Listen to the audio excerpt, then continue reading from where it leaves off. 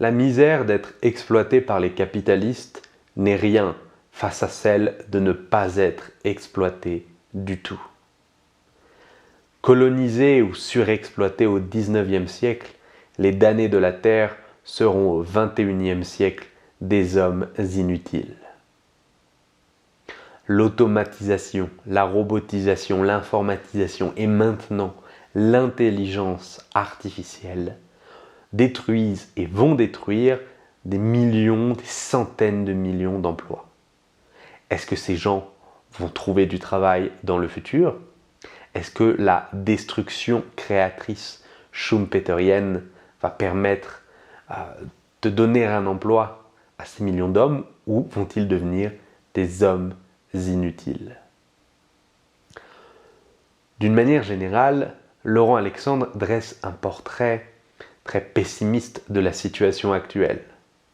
La robotisation, les biotechnologies, l'intelligence artificielle, le big data, toutes les révolutions industrielles du XXIe siècle, ou révolutions tout court, ont bouleversé notre rapport à la famille, parce qu'on pourra choisir le génome de son bébé, la couleur de ses yeux, voire augmenter son quotient intellectuel.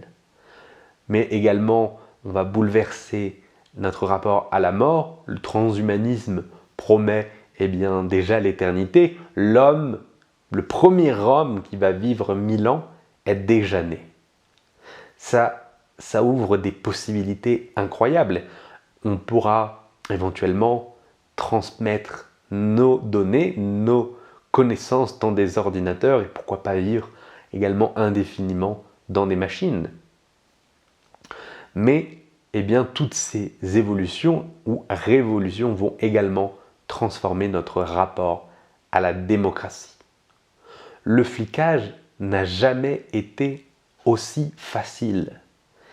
En Chine, les gens disposent de points sociaux en fonction de leur comportement. Comme il y a des millions de caméras, tout le monde peut être surveillé en permanence et lorsqu'un comportement n'est pas correct, comme cracher dans la rue, on perd des points. Il y aurait déjà des millions de personnes qui ne sont même plus autorisées à prendre le train entre différentes provinces. Toutes les possibilités de contrôle grâce aux technologies sont presque infinies et fait poser la question: est-ce que la démocratie va être tuée par l'intelligence artificielle et par toute la technologie en général? C'est une question intéressante à laquelle Jean-François Copé essaie de répondre. L'idée principale du livre, pour les deux auteurs, c'est que la France ne pèse déjà plus rien. La France seule va mourir et doit donc s'unir à l'intérieur de l'Union européenne si elle veut espérer peser un peu sur les débats qui vont avoir lieu dans les prochaines années. Alors, c'est quelque chose qu'on n'entend pas uniquement pour les nouvelles technologies, mais dans le commerce mondial, dans la lutte contre l'évasion fiscale et l'optimisation fiscale, la France toute seule ne peut plus rien. Seul l'échelon européen devient pertinent. Les géants que sont les États-Unis et la Chine peuvent aujourd'hui, avec leurs GAFAM d'un côté, ou les BATX, je ne sais pas très bien quelles entreprises c'est d'ailleurs, mais les BATX chinois avec Alibaba ou Xiaomi, ont la possibilité de développer toujours plus et de contrôler toujours plus Internet. La Chine a créé une sorte d'intranet géant sur lesquels les monstres que sont Google, Facebook, etc. ont moins de pouvoir. Et l'objectif de la Chine, c'est de vraiment proposer une alternative totale aux outils, aux infrastructures américaines. Évidemment, l'Europe ne peut pas rivaliser face à ça, Et l'idée de Laurent Alexandre, c'est qu'elle rejoigne les États-Unis pour créer une sorte de camp occidental face à la Chine. Il assume délibérément l'idée d'un choc des intelligences artificielles entre les deux civilisations que sont l'Occident, avec comme leader les États-Unis, face à la civilisation chinoise. Donc il faudra choisir son camp. Jean-François Copé propose quelques solutions intéressantes pour justement éviter d'être trop dépendant des États-Unis. Une idée à laquelle je n'avais pas pensé, c'est de faire payer les entreprises qui profitent de la qualité de notre réseau et de tous les consommateurs qu'il y a en Europe.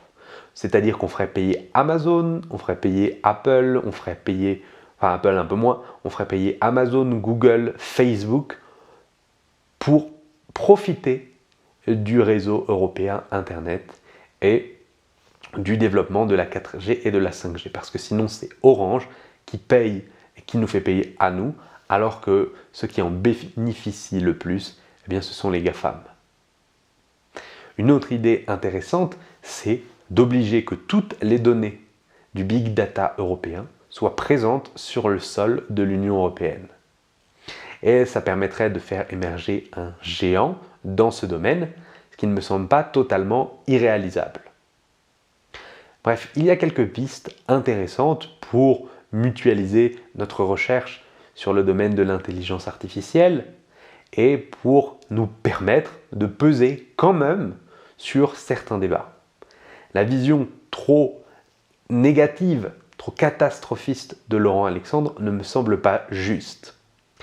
Il prend comme idée, point de départ, les années 90 où la chute de l'URSS liée au développement du web faisait penser que la démocratie allait s'imposer partout sur la planète et que les dictatures allaient tomber les unes après les autres. La Chine n'est pas tombée et le pouvoir autoritaire est revenu relativement en Russie, même si c'est assez compliqué.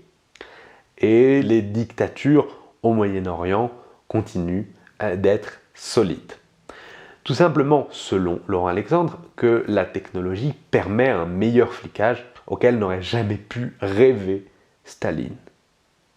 C'est une idée intéressante, mais je considère que la démocratie ou un fonctionnement autoritaire a plus à voir avec la mentalité et la personnalité des peuples et non pas uniquement sur des changements de société ou des changements de technologie. Si en Europe on est plus ouvert et plus intéressé par la démocratie, c'est simplement parce que les peuples de cette petite péninsule asiatique étaient plutôt rebelles et ont toujours eu un certain penchant pour la liberté. La Magna Carta, qui est un texte fait en Angleterre, écrit en Angleterre au XIIe siècle, parlait déjà de nombreux éléments qui sont aujourd'hui pour nous normaux: liberté, respect du droit, justice pour tous, etc.